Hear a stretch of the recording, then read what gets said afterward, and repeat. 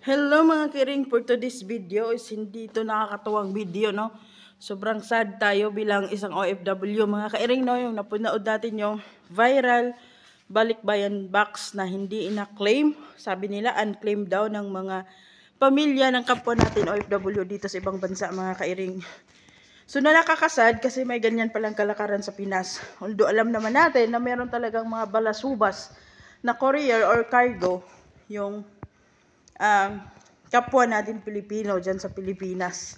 Alam nyo ba mga kairing, kayong mga nasa Pilipinas, kayong mga taga-cargo kayo dyan, kung ano man kayo, hindi madali bilang isang OFW na ipunin yung ilalagay nila sa kanilang balikbayan box, no?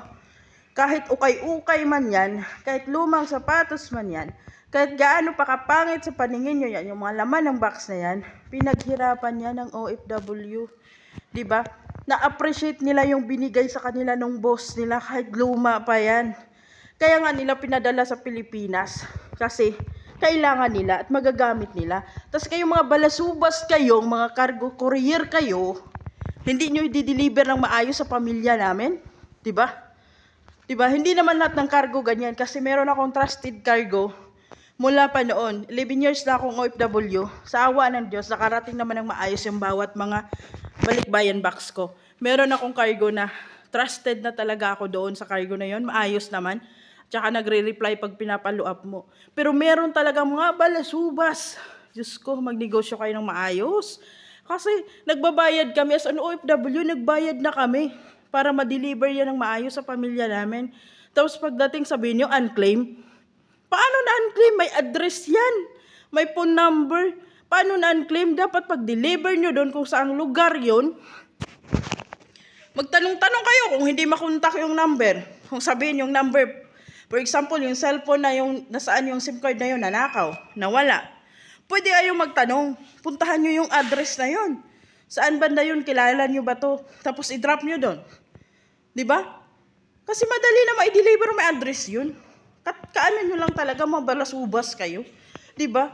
Kahit sabihin natin ukay-ukay man yun, lumang sapatos na doon, mga plato na sa tingin nyo pangit, yung mga baso sa tingin nyo luma na, pinaghirapan nyo ng OFW. Maawa naman kayo. Diba? Hindi ako galit doon sa vlogger. Hindi ako galit doon kay Alexis Vines, yung bata na yun. Kasi gusto ko siya kasi marami din siyang nagawa na tulong sa kapwa natin Pilipino. Hindi ako galit sa kanya.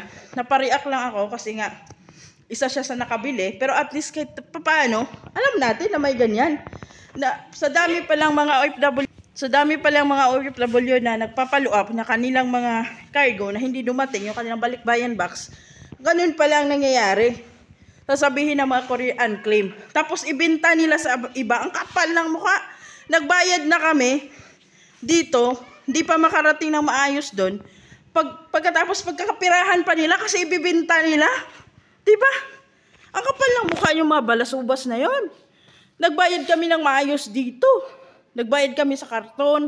Nagbayad kami pag pick up, full payment ng mga ganyan, bago nila kunin, bago nadalhin ng Pilipinas. Tapos pagdating ng Pilipinas, hindi nila ma-deliver. Pagkakitaan pa nila, ibibenta nila sa iba. Diba?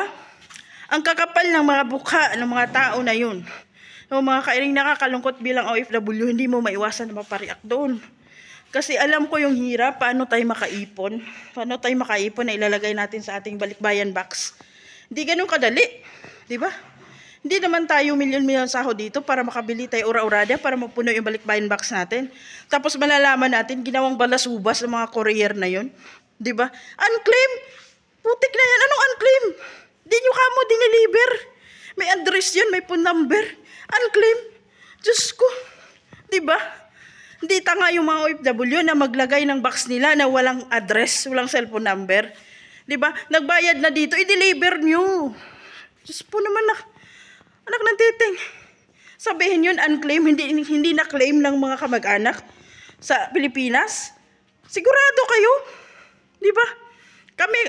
Bilang ako OFW, ilang beses na ako nagpakargo. Talagang chine-check ko yung mga phone number, address kung tama ba yung pagkasulat ko. Diba? Kasi matatalino kami. Sinisigurado namin makarating ng maayos yung kargo namin. Tapos sabihin nyo, unclaim. Nagbayad na kami dito. Tapos pagdating ng Pinas, balasubas kayo, ibinta nyo pa sa iba. Ang kapal ng mga taong to? Di ba? Hindi nyo ba naisip gaano kahirap para mapuno yung balikbayan box na yan? Bilang OFW kami, hindi ganun kadali. Di ba? Bawat buwan, kahit gaano kaliit yung sahod namin dito, naglalaan kami ng piso-piso para mabili or mabili yung ilalagay namin sa box na yan. O di kaya, maglaan kami ng pakunti-kunting sahod para pangbayad kami sa papakargo namin. Tapos sabihin nyo na unclaim ng families. Hoy, Diyos ko, ang kakapal ng mukha. Diba sana, matauhan kayo mga kargo kayo, business kayo ng maayos, no? Huwag nyo naman kaming dayain. Kasi, bago nyo ma-pick up yan dito, bayad na kami. Deliver nyo naman ng maayos. Diba? Kaya, talaga ngayon, kapwa Pilipino natin yung luluko sa atin. Sa totoo lang. Kaya yung Pilipinas hindi tayo maangat. Kasi nga, kapwa Pilipino yung luluko sa atin. Di ba? Naghihirap tayo dito sa ibang bansa. Sabihin nila, tayo yung bagong bayani bilang OFW. Anong nangyari? Tayo yung unang dinadaya. Tayo yung unang niluloko. Tayo yung unang pinagkakitaan nila. Di ba? Tapos hindi tayo pinapahalagahan. Pansin nyo ba yan mga kairing? Kung gaano kabalasubas yung ibang kargo dyan sa Pilipinas, no? May address, may phone number. Bakit hindi i-deliver ng maayos? Bakit umabot na ilang taon? Di ba? Pagka-release sa custom, i-deliver nyo. Di ba? May address, may phone number. Bayad dito. Bayad ng bilang OFW, bayad. Bago nyo pinick up yan sa bahay ng amo nila. No? Ang gawin nyo na lang trabaho nyo, nag-business, i-deliver nyo. Tapos sabihin nyo, unclaim. Di ba? Kung magbabayad kami dito, for example, babayad kami ng 3K o 4K na pera dito, equivalent ng pera dyan sa Pinas. Tapos tulad nyo, ibinta nyo ng 5-5. Kumita pa kayo, puting na na yan. Di ba, napapamura tayo. Di ba? Kakaluka. Pinagkitaan nyo ng 2 beses yung pinaghirapan namin bilang OFW. No? Wake up call na to naman. Umayos naman sana yung mga government natin sa Pilipinas, yung pamamahala nyo naman, ayusin nyo. Kasi kawawa kami. Di ba sabi nyo, OFW, di ba? Bagong bayani. Anong nangyari? Noong una, issue ng cargo, binubuksan ng gobyerno, binubuksan ng custom.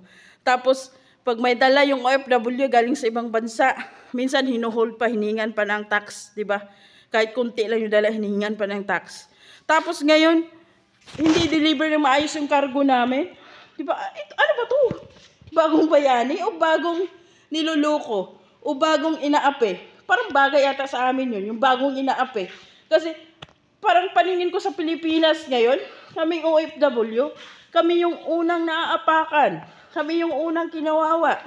Diba? Tapos sabihin, bagong bayani. Diyos ko, kaya hindi tayo umuunlad. Kasi Pilipino din yung gagawa ng hindi maganda sa kapwa Pilipino. Kawawa naman kami. Ilang buwan namin nilalaan para mapuno yung box namin ipapadala. Ilang taon namin inisip na makapagpadala kami. Pinaghirapan namin yung pinambayad ng karton na yan, ng balikbayan box na yan, para makarating sa Pilipinas. Kahit gaano kaluma yan, na-appreciate namin yan. Dahil bigay yan ng boss namin. Kahit gaano ka pangit sa paningin nyo, yung mga ukay-ukay na dyan, appreciate namin yan. Kasi binigay ng employer namin yan. Tapos pagdating dyan sa cargo, hindi nyo i-deliver ng maayos. Umayos kayo. Diba? Huwag nyo naman gaguhin. Diba? Kaya mga kairing, mag-ingat kayo. Dapat bago kayo magpakargo, bilang OFW, magsiyasat kayong mabuti, mag-research kayo kung saan yung cargo na mapagkatiwalaan natin, saan yung cargo na talagang pag nagpaluap tayo, nagre-reply, saan yung cargo na talagang may malasakit sa balikbayan box natin ay papadala natin sa Pinas. Huwag tayong basta-basta lang magtitiwala sa mga cargo na yan. Dapat marunong tayong mag-research kung saan talaga yung the best. Saan talaga yung may malasakit na kahit delay, at least makarating. Di ba? Hindi yung sabihin na unclaim. Putik naman. Walang unclaim. Walang unclaim. Hindi nyo talaga diniliver, balasubas kayo, no?